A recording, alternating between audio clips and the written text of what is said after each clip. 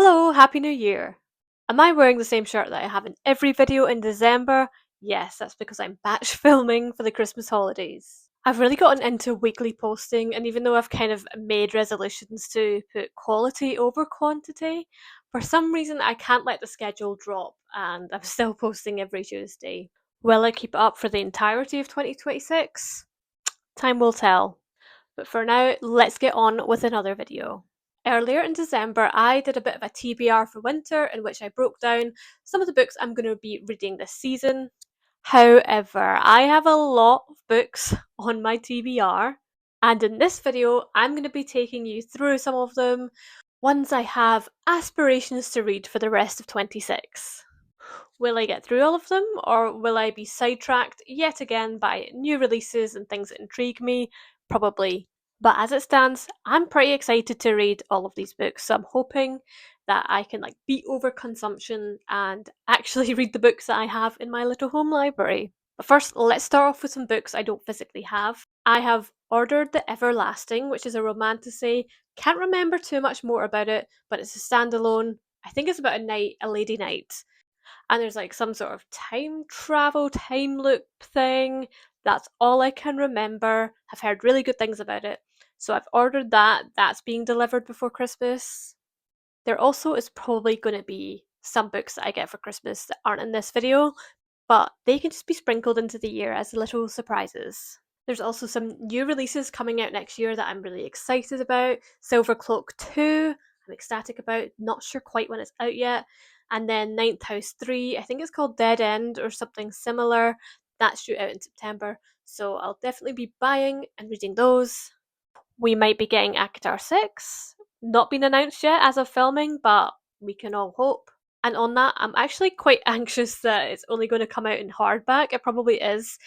And that's just so annoying because we all have these colourful paperback covers, and I've got a nice matching set, and I don't want to have to buy it in hardback and then not have it match the rest of the set. I want a nice paperback in one of these colours. I don't want to have to buy two copies or wait until the paperback comes out because then I'll have it spoiled. I'm sure a lot of us are feeling that way. I hope Bloomsbury reads the room and even offers a matching paperback. Even if it's a little bit more expensive, I would rather pay it and get a matching book than buy it twice. But you know what? They're probably going to do a cash grab, and then we will all be forced to buy it twice or wait. Annoying, but business is business, I suppose. And then there are a lot of sequels I might end up reading. For example, I'm reading Quicksilver right now and I'm about 150 pages in, really enjoying it. Probably going to buy Brimstone, and then book 3 of that series I believe is out end of next year. Got Direbound in my winter TBR. The sequel to that is coming out next year, so if I like it, we'll probably read that. And there's so many book ones of series. I've got Hurricane Wars, Red Rising, The Prison Healer. All of those are within ongoing series. Some of them have books out already. Red Rising, I think, has the last book, the 7th book, out next year. So if I really like these books and want to continue with the series, well, that might sidetrack me the way Throne of Glass sidetracked me this year. All of that out of the way, let's get into some of the books that I physically own right now. Kicking things off, we have The Compound. This is basically Love Island meets Lord of the Flies. The back reads, "There are several rules at the compound. Do not discuss the fact that you are on a TV show. Do not discuss life outside the compound. And do not harm another resident. The other rules will come into effect when the boys arrive. All rule breaks will be punished." This sounds like it's going to be so fun and gripping, and I can't wait to read this one, but it sounds like a perfect kind of summer read because that's kind of when Love Island is out. No, it's out at Christmas time as well, but I don't like that. No, I want the summer vibes only. So this is going to be a thrilling summer beach read. Then the other hardback in the stack is Fireborne. This is a young adult fantasy book about dragon riders. I think it's romantasy, but obviously it's young adult, so it's not spicy. I really love the dragon plotline in Fourth Wing, and so I got this to kind of give me that little dragon fix, especially when it comes to a point where I'm missing Fourth Wing. I don't think we're getting book 4 in that series next year. It's probably going to be the year after. So this is going to tide me over, and I've heard lots of good things about it, heard lots of recommendations, so I'm going to give this one a go. Speaking of romantasy and fantasy, I have Faebound, which has a super beautiful cover that's always caught my eye. There's a sequel to this, Cursebound, and I think a third in the series coming out this year or next year. So we'll see if I like it and choose to read on. This, I believe, is a sapphic romantasy that's kind of inspired by African culture, so romantasy that's a little bit different. I thought this might satisfy an urge left over from Acre and Throne of Glass. However, I am reading Quicksilver right now, and that seems to be satisfying that urge. I think this does sound like it has a very different vibe from Akatar. And I do have some gripes with Akatar and the writing style, so maybe I'll actually end up liking this a little bit better. We shall see. Another romantasy in the stack is The Hurricane Wars. There's also book 2 out, and I think book 3 coming out, if not out already. And again, heard lots of good things about this. Thought it might scratch an itch. I've read the blurb of this so many times and can never remember what it's actually about, but from a quick glance, it seems to be like enemies forced into a marriage. So that sounds interesting. The cover of this is super beautiful too. God knows I love a beautiful cover. And I'm excited to see what this is about. Hopefully, the actual book makes a better impression on me than the blurb, and I remember what the hell is going on. And another book in this general category of book is The Prison Healer. Not sure if there's a romance in here. I think it's like a young adult dystopian about a healer living in a prison. She seems to volunteer to take part in some trials in the Queen's place. Sounds vaguely Hunger Games-ish. Sounds interesting. This is also part of a series. I think book 2 is out. Don't know if book 3 is out. I think it might be. But I've just avoided looking at it and reading the blurb because that always spoils book 1. So yeah, I have high expectations for this. I am writing a dystopian. I love dystopian fiction. So I pretty much think this is required reading. Another dystopian in the list that was actually on my autumn reading list and I never got around to it was I Who Have Never Known Men. I read the first 50 pages or so of this back in like September, and I just wasn't in the right mood for it. I really appreciated the writing style and everything about it at the time, but I think I was just quite fatigued and I was not really in the right place to read a literary fiction that requires a lot of attention. I ended up moving on to something a little bit easier that I was a little bit more excited about and a little bit more thrilling. But it was absolutely a problem with me and not the book. This is a dystopian, it's a modern classic that I absolutely have to read, especially considering I'm writing a dystopian. So I will get around to this year, hopefully in a moment when I'm able to give it the attention that it deserves. And a third dystopia in the stack is one I haven't seen anyone talk about online. It is The Animals in That Country. And this is a book set in Australia. It's about a hard drinking, full mouthed grandma called Jean who prefers animals to people, basically. This pandemic ends up sweeping the country that allows people to understand what animals are saying. And as Jean travels across the country looking for her granddaughter with her dingo Sue, she starts to see that this disease that allows animals and humans to communicate has actually separated the species more than bring them together. And as someone that works with animals, works in animal welfare, I thought this sounded really intriguing. And I'm excited to read it and do a review because I've not seen anyone else talking about it online. This was like one of those things where I just go into the bookshop, have a browse, read the backs of books, pick up what looks interesting, and I found it all on my own, which is what I always used to do until I got really into content creation and book talk and booktube. Then I started to just go based off of recommendations and what was popular, to my detriment to a degree, but also that's been fun because I've managed to read outside of my organic interest. But yeah, I think it's nice to like just go into a bookshop and choose something completely of your own volition once in a while. So that's what this is. And then also in a similar category, we have This Is How You Lose the Time War. This is a sci fi, it's written by two different authors, and I think it's kind of two time travelers sharing letters. I think there's a vague romance, but it's literary fiction, sci fi, and I've heard so many good things about this. It was actually on my TBR last year, and I never got around to it. I don't normally read sci fi, so that's kind of why I never got onto Red Rising or this, because it's a little bit out of my organic comfort zone, but I think I am going to enjoy it. It's nice and short, it shouldn't take too much time to read, so I vow to get through it this year. Next, dipping back into romantasy but more Halloween autumnal fantasy, it is My Throat and Open Grave, which is about a small town in Pennsylvania where they fear the Lord of the Wood as much as they fear God.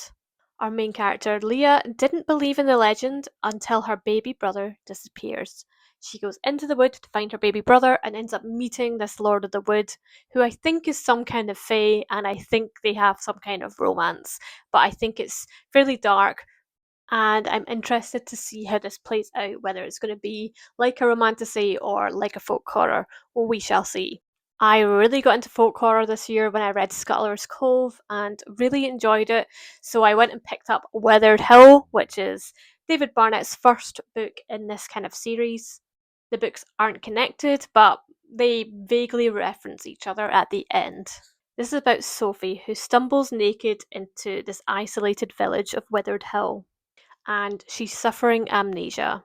Withered Hill is surrounded by a thick ring of woodland, and its inhabitants are of another world, drenched in dark pagan traditions. Sophie makes multiple attempts to escape and soon realizes she's a prisoner. But is it the locals that are keeping her trapped? Or something else lurking in the forest? And I think this is a story told in two timelines. So we've got Inside, which is a year ago, where Sophie was, imprisoned in Withered Hill. And then we've got Outside, which is about Sophie's chaotic life in the modern day and things that start to happen. So it sounds like the plotting is going to be quite interesting, maybe a little complex. And I expect all those good folk horror staples to be present in this one, as they were in Scuttler's Cove. David Barnett has a third book out in this series coming out in March called Scratch Moss, so I may end up buying that and reading that as well. Following the kind of rabbit cover theme, we've also got Starve Acre, another folk horror. This is about a couple whose son suddenly dies at the age of 5. However, they're convinced that the boy still lives on in some form and are desperate to make contact. Juliet, the boy's mother, seeks the help of the Beacons, a seemingly benevolent group of occultists.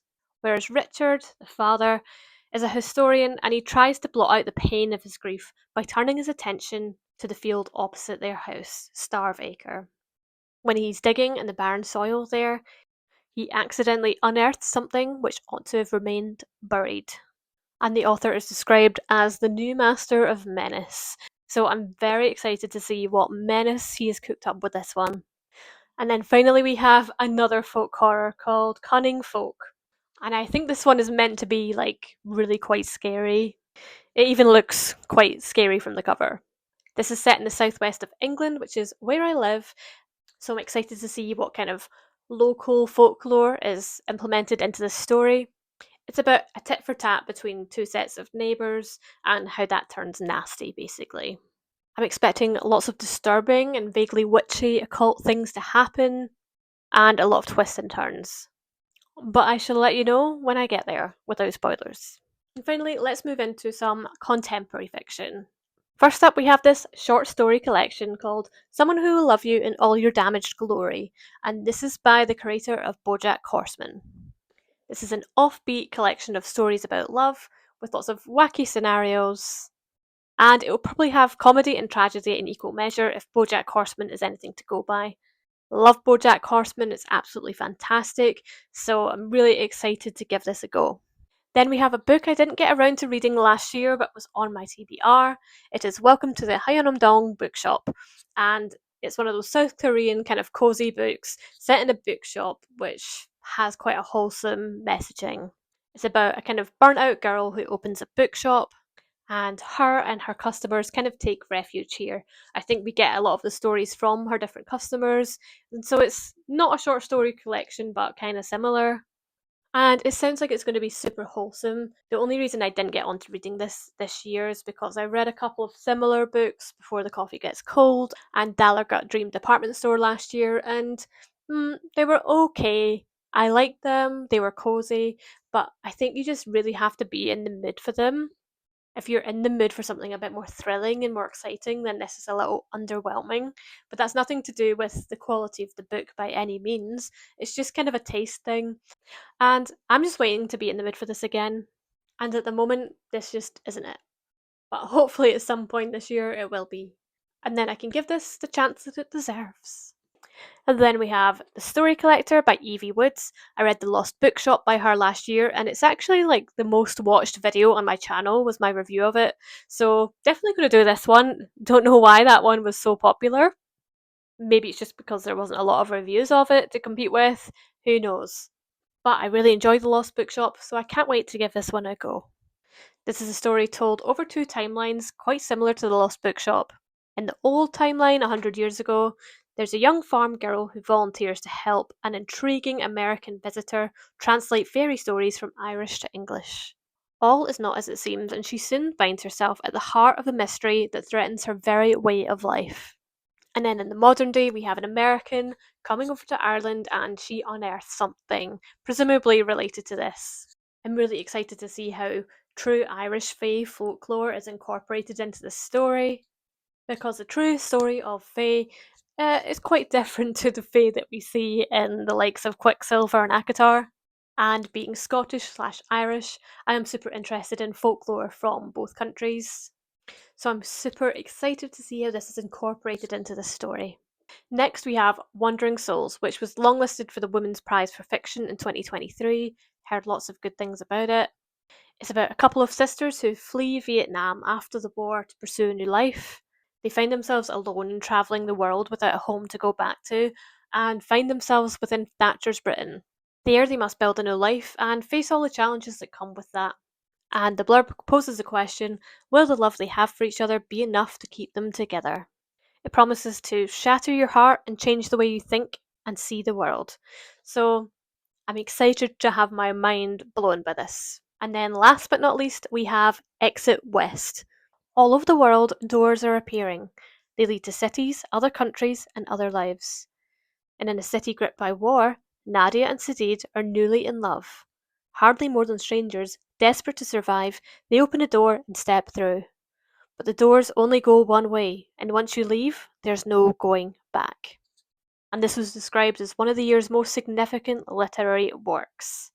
I love the magical realism element in this plot, and I'm super intrigued to see where these doors lead.